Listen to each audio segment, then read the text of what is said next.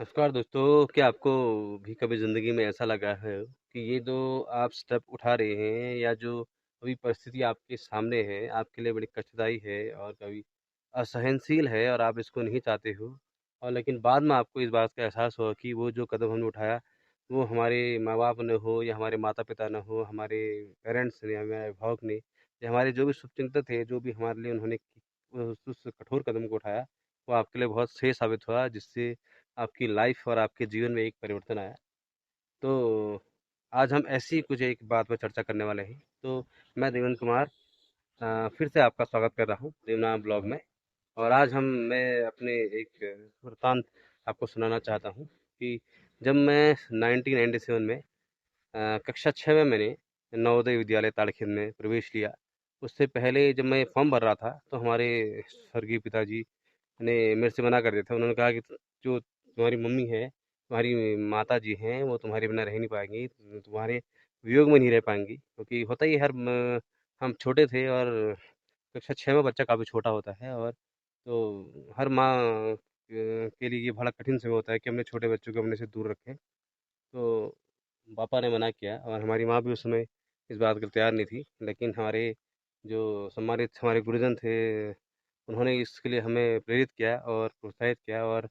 कि आप ये फॉर्म भरो और अगर फॉर्म भरेंगे नवोदय विद्यालय का तो आपकी लाइफ में बहुत अच्छे परिवर्तन आएँगे और कुछ नया स्टेप आएगा और इसी के तहत हमने ये फॉर्म भरा और जैसे-कैसे हमने ये फॉर्म भरा और हमने जब इसके एग्ज़ाम की तैयारी करी और सबसे इम्पोर्टेंट बात क्या है कि इसकी जो तैयारी थी वो हमारे बड़े भाई हिम भाई ने करी थी और उनको तो पापा ने मना कर दिया और उन्होंने फॉर्म भरा भी नहीं और उनकी तैयारी के साथ-साथ मैं भी तैयारी कर रहा था। तो मेरे से मना किया गया लेकिन मैंने फॉर्म भर दिया और मैं इसमें उत्तीर्ण भी हो गया और मैं चयनित हो गया नवोदय विद्यालय के लिए। और उस समय सब मना कर रहे थे कि नहीं जाना है, पापा भी मना कर रहे थे और हमारी जो माँ थी उसमें उन्होंने अपने दिल पे पत्थर रख के हमको वहाँ भेजा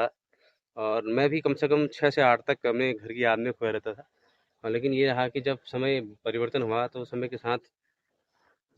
क्या कहते हैं, धीरे-धीरे हम ढल गए उसमें और धीरे-धीरे जहाँ पता लगा कि वो जो स्टेप हमने उठाया था वो काफ़ी अच्छा था क्योंकि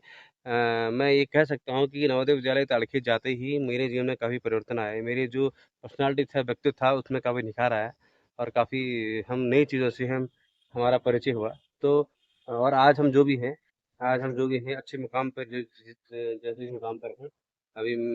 एक शिक्षक के तौर पर हम अभी कार्य कर रहे हैं और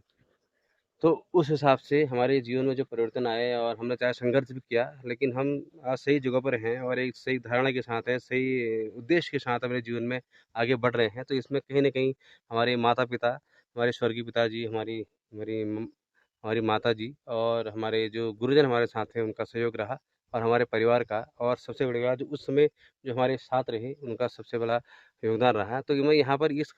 अपनी ये जो वृत्तांत इसलिए सुना रहा हूँ कि कई बार हम सोचते हैं कि यह हमारे लिए कठिन होगा, लेकिन हम जब स्टेप उठाते हैं, तो हमारे वो जीवन के का सबसे अच्छा और सबसे क्रांतिकारी स्टेप होता है, जो हमने उठाया। तो नवोदय में जाना हम मेरे जीवन का सबसे क्रांतिकारी स्टेप था और एक परिवर्तनकारी स्टेप था, जिसने हमारे मेरे जीवन की सारी दिशा को ही बदल दिया। तो आज के ब्लॉग में इतना ही। अगर आपके जीवन में भी ऐसा कोई परिवर्तन आया हो, ऐसा स्टेप आया हो क्योंकि आज ये बात इसलिए भी आई है क्योंकि आज हम अपनी जो भांजी है मोनिका, उसका एडमिशन करके आए हैं नवोदय विद्यालय ताड़केत में, तो उसकी याद को साझा करने के लिए मैंने इसमें ये ब्लॉग बनाया है और आपको मैं कल कल के ब्लॉग में मोनिका को भी दिखाऊँगा क्योंकि कल उसे मिलने जाना है। तो आज के ब्लॉग में इतना ही। अगर आपके साथ भी ऐसी कोई कहानी हुई है, तो आप हमारे कमेंट बॉक्स में ज़रूर बताएँ। मिलते हैं आपको नेक्स्ट ब्लॉग में, तब तक के लिए टेक केयर।